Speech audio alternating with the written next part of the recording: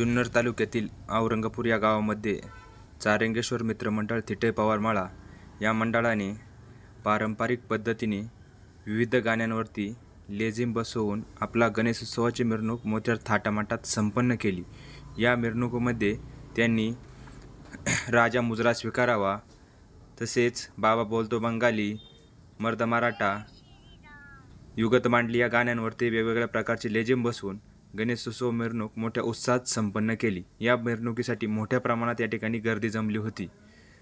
छत्रपती शिवाजी महाराज की हर हर